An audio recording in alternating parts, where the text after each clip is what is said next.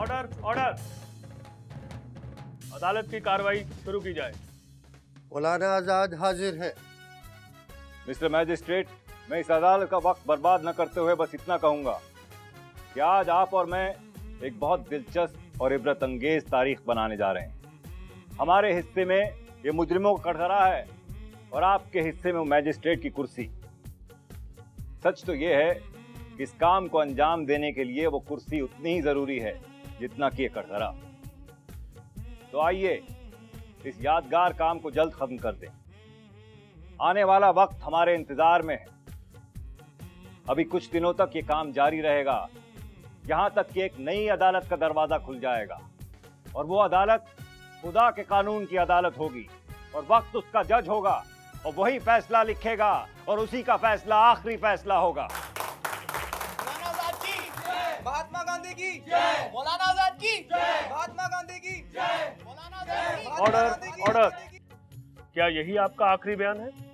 मैं सत्याग्रही हूं, इस अदालत की कार्रवाई में हिस्सा नहीं ले सकता। ये मेरा तहरीरी बयान है। हमें उर्दू पढ़ना नहीं आता। पेश कर, तुम सुनाओ। पढ़ता हूँ हुजूर। मैंने बिल्कुल कहा था मौजूदा गवर्नमेंट जालिम है। अगर मैं ये ना कह सकूं तो क्या कहूँ? मुझसे ये उम्मीद क्यों की जाए कि मैं स्याह को सफ़ेद कहूँ? हमारे फ़र्ज के सामने बस दो ही राहें हैं, या तो गवर्नमेंट नाइंसाफ़ी से बाज आ जाए और अगर बाज नहीं आती तो मिटा दी जाए। आज़ादी हमारा पैदाइशी हक है। कोई इंसान या इंसान की गढ़ी हुई नौकरशाही यह हक नहीं रखती कि खुदा के बंदों को गुलाम बनाए, उन पर हुक्म चलाए।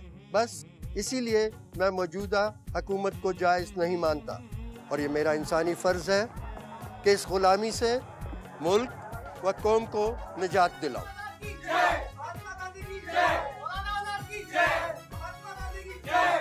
Order order. गांधी जी की सरबराही में जो रेजोल्यूशन मंजूर हुआ था उसमें कहा था कि मुसलमानों के लिए अंग्रेज़ी फ़ौज और पुलिस की नौकरी नाजायज़ है। ये मैंने तैयार किया। मैंने पिछले 2 सालों में गांधी जी के साथ और अकेले तमाम हिंदुस्तान का दौरा किया। कोई शहर ऐसा नहीं जहां मैंने ये बातें ना कही हों। अगर ये जुर्म था तो मैंने लगातार ये जुर्म किया है। मैंने पिछले कई सालों से इस जुर्म के सिवा कोई और काम किया ही नहीं। हालांकि गांधी जी ने अहिंसा यानी अदम तशद्दुद पर बहुत जोर दिया था। पुरअमन लोगों पर पुलिस की लाठियां और गोलियां चली, जिसकी वजह से कुछ लोग अपने आप को अदम तशद्दुद के दायरे में नहीं रख पाए। उत्तर प्रदेश के एक गांव चौरी चौरा में गुस्से में आकर कुछ लोगों ने पुलिस थाने में आग लगा दी, जिसकी वजह से गांधी जी ने असहयोग आंदोलन यानी तहरीके अदम ताउन को बंद कर दिया। गांधी जी को गिरफ्तार कर लिया गया और कांग्रेस में 2 तरह की सोच रूनुमा हुई। देशबंधु चित्तरंजन दास जैसी सोच रखने वाले लोग चेंजर्स कहलाए। दूसरी तरफ सरदार पटेल जैसी सोच रखने वाले लोग नॉन चेंजर्स कहलाए। जनवरी 1923 में मौलाना आज़ाद रिहा हुए और उन्होंने देखा कि कांग्रेस को इन 2 गिरोहों में तकसीम होने का खतरा है। अस्सलाम वालेकुम मौलाना। वालेकुम अस्सलाम। अरे आइए आइए जवाहर, कैसे भाई मौलाना मुबारक हो आपको। आप कांग्रेस के सबसे कम उम्र के सदर बन चुके हैं, सिर्फ 35 साल के सदर। शुक्रिया जवाहर। जवाहर, मेरा मानना है कि हिंदुस्तान के लिए बहुत जरूरी है कांग्रेस का एकजुट रहना। कांग्रेस की तकसीम हरगिज नहीं होनी चाहिए। बिल्कुल सही फरमा रहे हैं आप। इन दोनों अलग अलग ख्यालात के दलों को साथ रखने के लिए आपको कोई तरकीब निकालनी होगी। और हाँ, आप जैसे इस्लाम के इतने बड़े आलिम का सिर्फ और सिर्फ अपनी काबिलियत के दम पे कांग्रेस सदर बन जाना मजहबी गैर जानिबदारी का एक बहुत बड़ा सबूत है।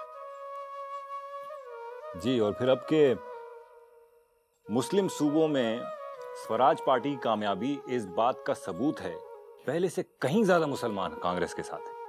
जी हाँ, और वो भी आपके अखबार अल हिलाल की बदौलत। अरे दोस्त, इतनी तारीफ भी अब मुनासिब नहीं है। नहीं।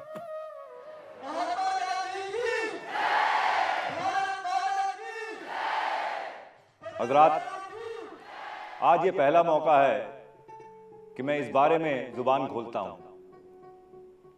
इस इख्तिलाफ ने जो दो जमायतें कायम कर दी हैं, उन दोनों में ही मेरे ऐसे अहबाब मौजूद हैं जिनकी काबिलियत की इज्जत हिंद में रहने वाले हर दिल में होनी चाहिए।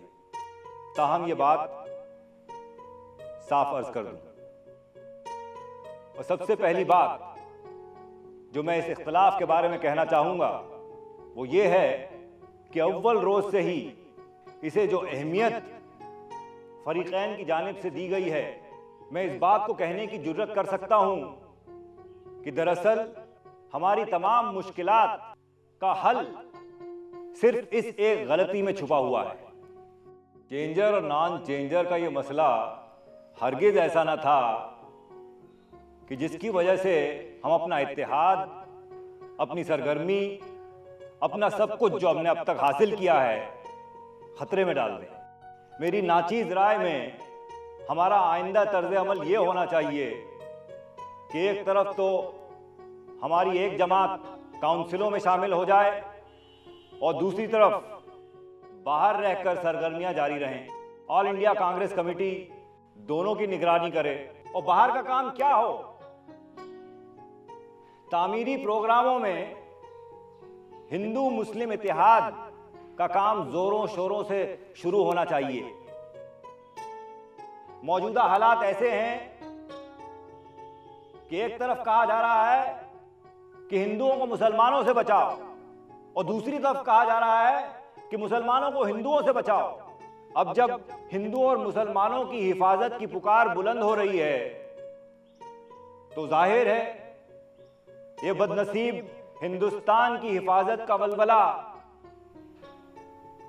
कब कायम हो सकेगा। हिंदुस्तान में किसी हिंदू संगठन की जरूरत नहीं है और ना ही किसी मुसलमान संगठन की।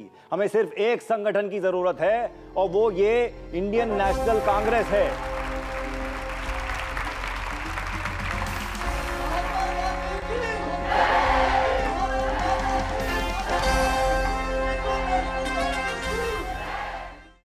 हम एक और शख्स का जिक्र करेंगे और वो हैं मोहम्मद अली जिन्नाह। जिन्नाह अंग्रेजी तालीम याफ्ता थे और उन्होंने इंग्लैंड से वकालत पढ़ी थी।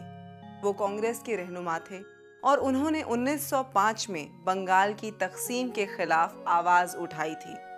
उन्हें उस वक्त हिंदू मुस्लिम इत्तेहाद का अजीम सफ़ीर कहा जाता था।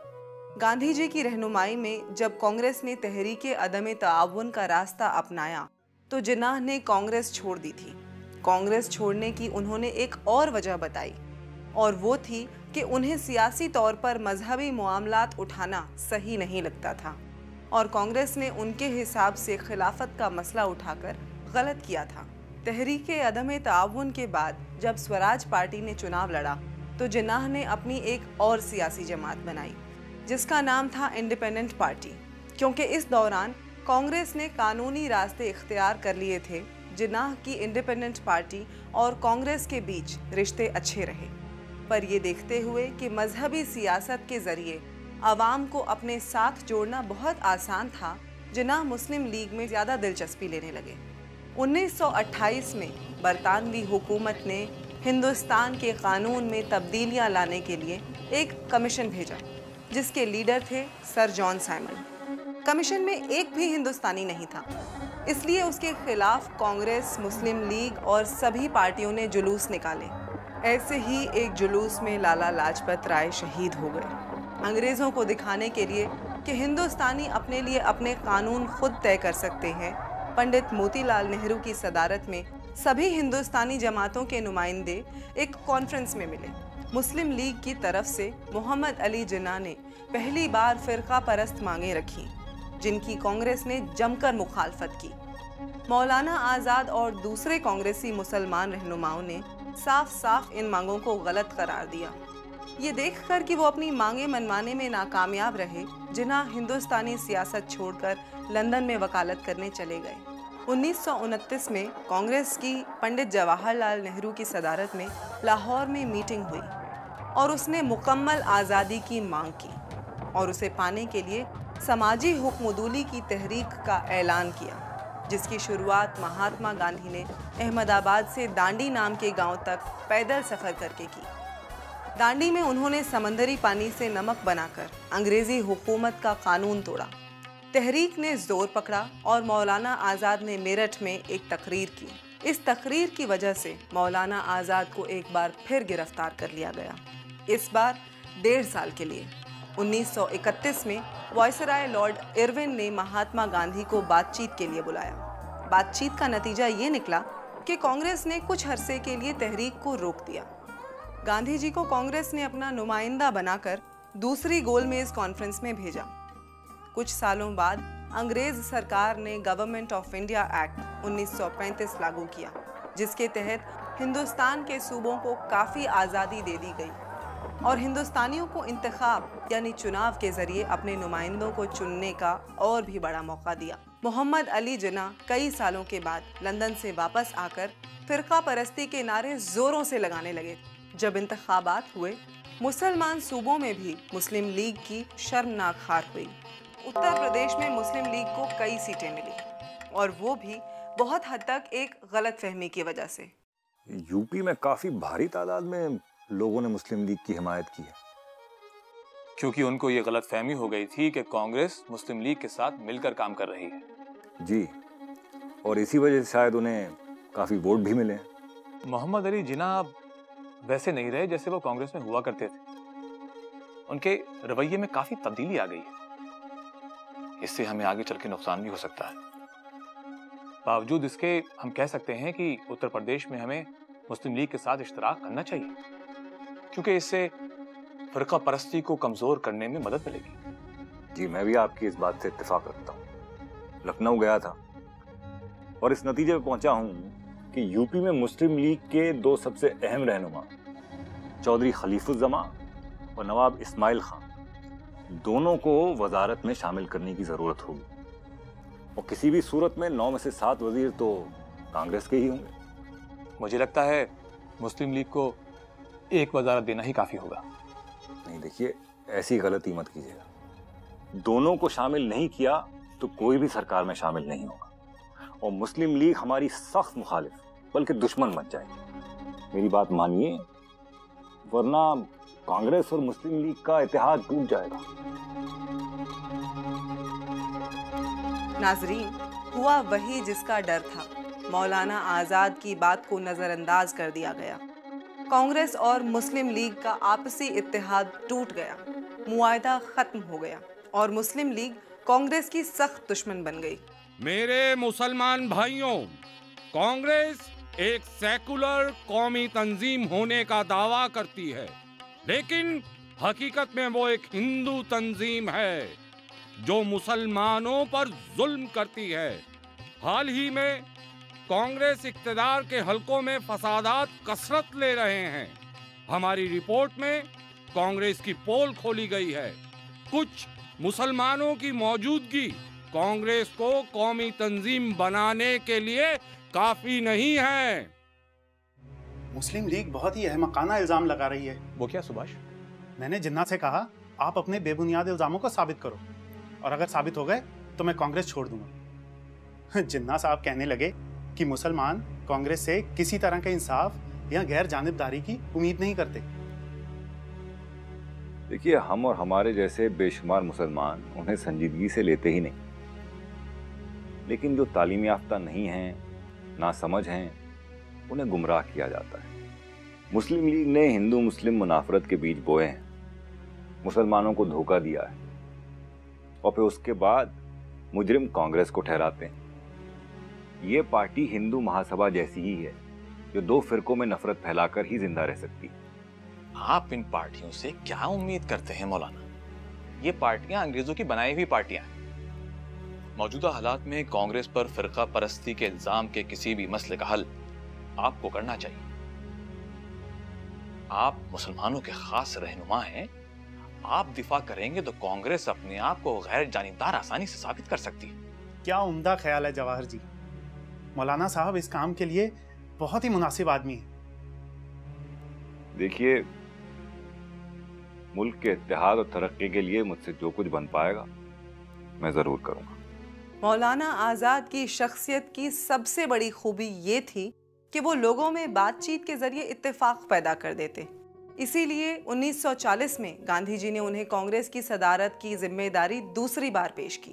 दोस्तों, 1923 में आपने मुझे इस कौमी मजलिस का सदर चुना था और आज 17 साल बाद दोबारा आपने मुझे ये इज्जत बख्शी है।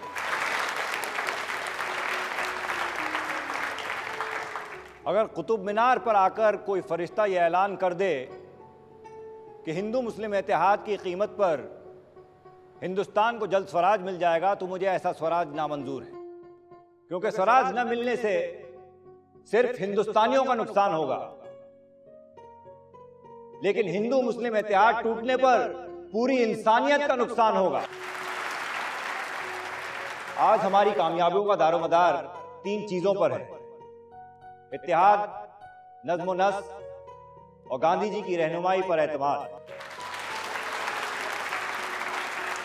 1939 में दूसरी आलमी जंग की शुरुआत हो चुकी थी। एक तरफ थी बरतानिया और अमेरिका जैसी जमहूरियतें और दूसरी तरफ थी फिस्ताई ताकतें जैसे कि जर्मनी और इटली। कांग्रेस पार्टी की हमदर्दी जमहूरी हुकूमतों के साथ थी, पर उनकी अव्वलीन तरजीह थी अपने वतन हिंदुस्तान को एक आज़ाद जमहूरियत बनाना। बरतानवी हुकूमत ने बग़ैर हिंदुस्तानी रहनुमाओं के किसी सलाह मशवरे के हिंदुस्तान को जंग में शामिल कर दिया। इससे नाराज़ होकर कांग्रेसियों ने अपने अपने सियासी ओहदों से इस्तीफ़ा दे दिया। मौलाना के बहुत इसरार पर गांधी जी 1940 में निजी तौर पर सत्याग्रह करवाने पर राज़ी हो गए। उसके तहत उनकी चुनी हुई शख्सियात को तकरीरें करने पर गिरफ्तारी के लिए तैयार रहना था। इस तहरीक में मौलाना आज़ाद अपनी तकरीर करने से पहले ही गिरफ्तार कर लिए गए। दिसंबर 1941 में मौलाना आज़ाद जेल से रिहा हुए। दूसरी तरफ 1940 में सुभाष चंद्र बोस, जो तब तक कांग्रेस छोड़ चुके थे, बरतानवी पुलिस को चकमा देते हुए हिंदुस्तान की सरहद पार कर गए। तकरीबन 2 साल में फिस्ताई ताकतों की मदद से हिंदुस्तान को आज़ाद कराने के लिए बोस ने हज़ारों की फ़ौज खड़ी की, जो आज़ाद हिंद फ़ौज के नाम से जानी गई। इस फ़ौज में सभी मजहबों के लोग शामिल थे। शाहनवाज खां और हबीबुर रहमान आज़ाद हिंद फ़ौज के अजीम रहनुमाओं में से थे और सुभाष चंद्र बोस नेताजी के खिताब से मशहूर हो गए। अब तक जिन्ना की रहनुमाई में मुस्लिम लीग मुल्क की तकसीम करके हिंदुस्तानी मुसलमानों के लिए एक अलग मुल्क पाकिस्तान बनाने की बात करने लगी थी। जाहिर था मौलाना आज़ाद जैसे वतन परस्त हिंदुस्तानी मुसलमानों को ये कतई मंजूर नहीं था। जिन्ना बहुत ज़्यादा ईगोइस्टिक थे वो, और बहुत चाहते थे कि भाई उनकी बात को कोई ना काटे। नेहरू से कुछ ज़्यादा राइवलरी उनकी थी, तो अल्टीमेटली उन्होंने डिसाइड किया कि ये दिखाऊंगा सबको कि what I am capable of, मैं क्या कर सकता हूँ। तभी से उन्होंने मुस्लिम लीग को जो है बढ़ावा देना शुरू कर दिया। हालांकि गांधी जी दूसरी आलमी जंग के दौरान अंग्रेजों के मुश्किल हालात का फायदा नहीं उठाना चाहते थे, पर मौलाना आज़ाद का नज़रिया अलग था।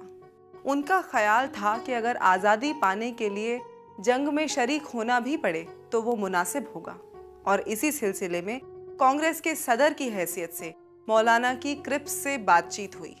मिस्टर आज़ाद, गांधी जी को हिंदुस्तान की आज़ादी का सबसे बड़ा रहनुमा माना जाता है। गांधी जी इस बात के मुखालिफ हैं कि हिंदुस्तान जंग में शरीक हो।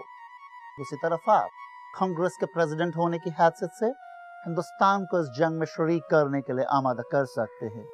बेशक सभी कांग्रेसी महात्मा गांधी का एहतराम करते हैं, लेकिन इस मसले पर मुझे यकीन है कि कांग्रेस और मुल्क के लोगों की अक्सरियत मेरी हिमायत में है।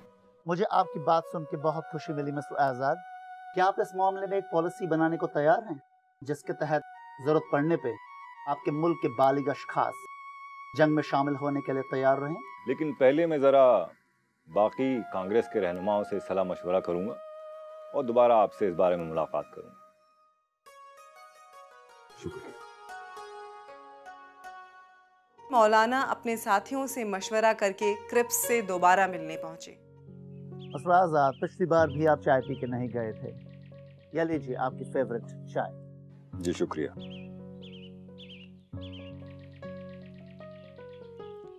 तो आपने क्या फैसला किया? जी मैं माफी चाहता हूँ, मगर हमें आपकी तजवीज़ मंजूर नहीं। कहीं हिंदू प्रेस ने जो मेरी तजवीज़ों की मुखालिफत की थी उससे तो आपके फैसले पर कोई असर नहीं आया? क्रिप साहब, कांग्रेस हिंदुस्तान की जमात है। न हम हिंदू प्रेस के जेर असर हैं और न मुसलमान प्रेस के। लिहाजा आप इन बातों को सोचकर अपने जहन को और न थकाएं। मिस्टर आज़ाद, आप कांग्रेस के प्रेसिडेंट हैं, इस नाते आपको एक बात की तरफ और तवज्जो देना चाहता हूँ। जी कौन सी बात? गांधी जी अदम तशद्दुद के लिए जाने जाते हैं, लेकिन हमारे दुश्मनों का साथ देने वाले सुभाष चंद्र बोस गांधी जी अदम तशद्दुद के पुजारी हैं और वो हमेशा से उस पर कायम हैं और आगे भी रहेंगे। इजाजत चाहूंगा। उनके नजदीक और भी उलझनें थी। बड़ी तो वो उन उलझनों को मानते थे जो उनकी पार्टी में ही पनपती थी, पर इनको भी हल करने में मौलाना को कुदरत हासिल हो चुकी थी। नई तहरीक की शुरुआत के लिए बम्बई में कांग्रेस का एक इजलास बुलाया गया। यहाँ गांधी जी ने अज़्म किया कि इस बार मुकम्मल आज़ादी से कम कुछ और कबूल नहीं करेंगे। कांग्रेस के सदर की हैसियत से मौलाना आज़ाद ने हिंदुस्तान का दौरा किया और मुख्तलिफ शहरों लाहौर, दिल्ली, कराची से होते हुए वापस अपने घर कलकत्ता आए। आप फिर जाने लगे, जरा तो दम ले लेते। तबीयत वैसे ही ठीक नहीं है। दिल्ली और लाहौर से आए अभी 4 दिन भी नहीं गुजरे और अब यह बंबई का सफर आन पड़ा। क्या सफर मुखिर नहीं हो सकता? वर्किंग कमेटी की मीटिंग है, उसे टाला नहीं जा सकता। दवाई लेते जाइए और सही वक्त पे इसकी खुराक ले लीजिएगा। आप भी अपनी दवा लेते रहिएगा, मुझे आपकी सेहत की फिक्र रहती है। अपना ख्याल रखिएगा। चलता हूँ, खुदा हाफिज। खुदा हाफिज।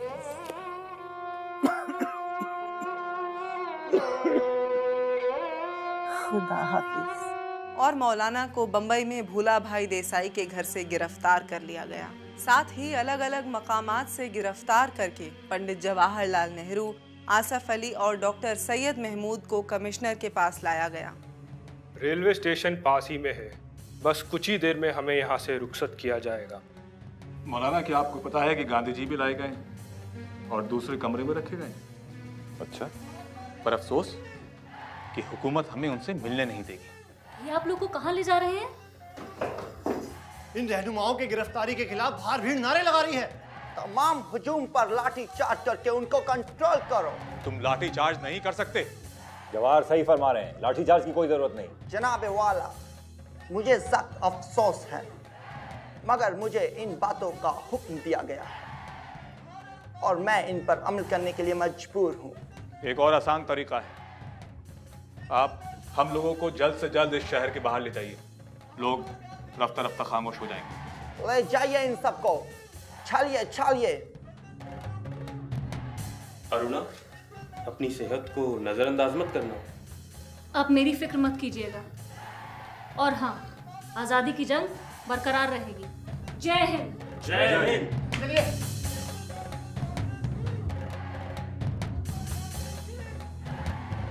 जय हिंद।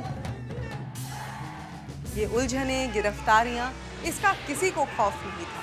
सबके जहन हम आहंगी के उरूज पर थे। हर शख्स के दिल में बस एक ही बात थी, आज़ादी, हिंदुस्तान की आज़ादी।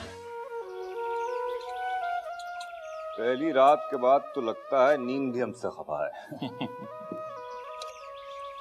अगर हम सब इसी तरह नजरबंद रहे और गांधी जी भी, तो तहरीक आज़ादी का क्या होगा? यही नहीं, जिन्ना को मुसलमान नौजवानों को गुमराह करने का एक और जबरदस्त मौका मिल गया है। बरतानवी हुकूमत बेशक हमें नजरबंद रखे, लेकिन मौलाना का जेल से बाहर रहना निहायत जरूरी है, नहीं तो मिस्टर जिन्ना मुसलमानों को भड़काते ही रहेंगे।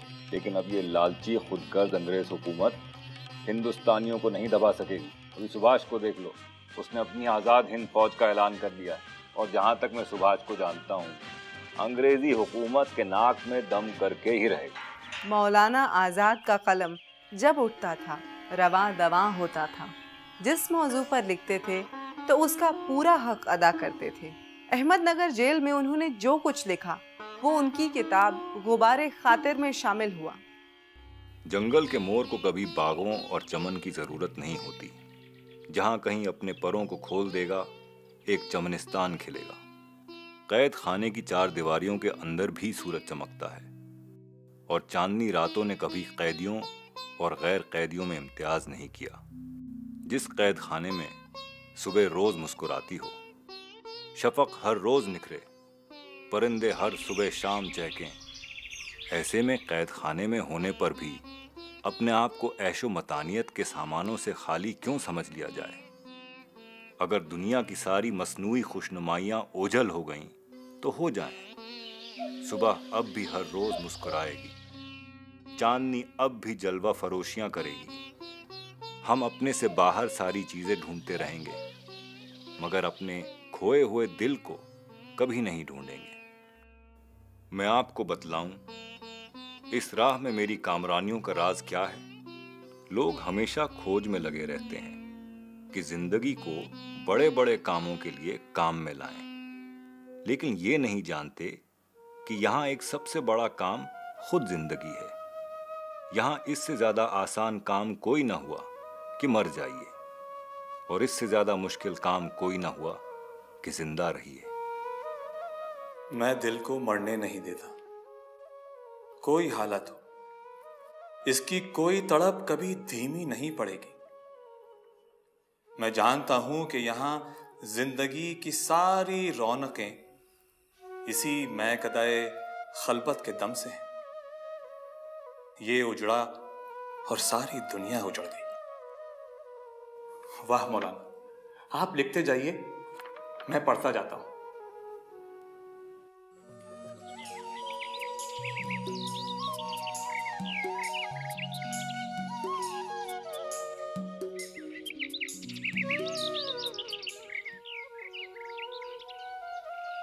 अस्सलाम वालेकुम मौलाना। वालेकुम। आइए आज हमारे साथ जेल की चाय पीजिए। पिलाइए पिलाइए। मौलाना, कल रात वो बेहतरीन गजल क्या आप अपने रेडियो पर बजा रहे थे? अरे नहीं भाई, आपको थोड़ी गलत फहमी हुई है। हमारा रेडियो तो कमांडिंग ऑफिसर ने रख लिया था। वो शायद पीछे कुछ फौजी बसे हैं, वहां से कुछ रेडियो की आवाज हम तक पहुंच रही थी। काफी अरसे बाद गजल का लुत्फ उठाया और क्या लाजवाब मौसीकी थी। हाँ, नादां तुझे हुआ क्या है, आखिर इस दर्द की दवा क्या है। भाई मौलाना, शायरी से आपका लगाव तो कुदरती है, लेकिन मौसीकी? हाँ जवाहर, मेरा बचपन से ही मौसीकी से ताल्लुक रहा है। मौसीकी से यानी? अरे भाई, मैंने बाकायदा तालीम हासिल की है, रियाज करता आया हूँ। ये कैसे मुमकिन है? और आपके वालिद ने इसकी इजाजत कैसे दे दी, जबकि वो तो नक्शबंदी सिलसिले के थे? हाँ वो तो थे। वो ऐसा है कि छोटी सी उम्र में ही मैंने वो संस्कृत की किताब थी राग दर्पण, उसका फारसी तर्जमा पढ़ा। वाह, किताब पढ़ के मौसीकी सीख ली। और रियाज?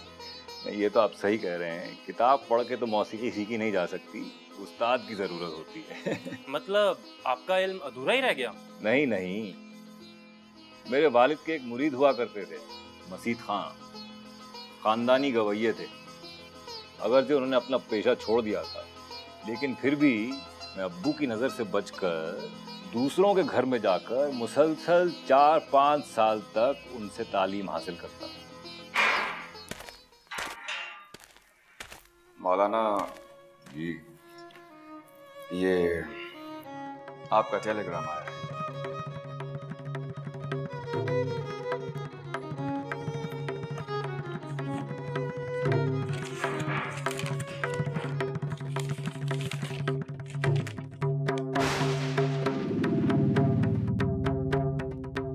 इन्ना लिल्लाहि व इन्ना इलैहि राजिऊन।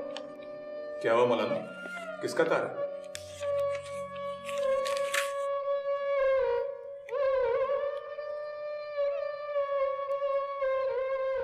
तुम्हारी बेगम का इंतकाल हुआ,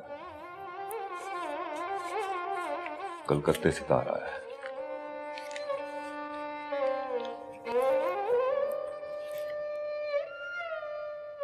बहुत अफसोस हुआ मौलाना जी। अपने आप को संभालिए, सब्र से काम लीजिए। शुक्रिया जनाब। मैं कुछ देर तना रहना चाहूंगा। खोलिए। किस तकलीफ से उन्होंने उसको सहा होगा, और फिर उसी शाम जब वो गए अपने साथियों के साथ खाना खाने तो वो कंपोज थे। फिर मौलाना जवाहर और आसफ अली ने 3 साल अहमदनगर कैद में गुजारे।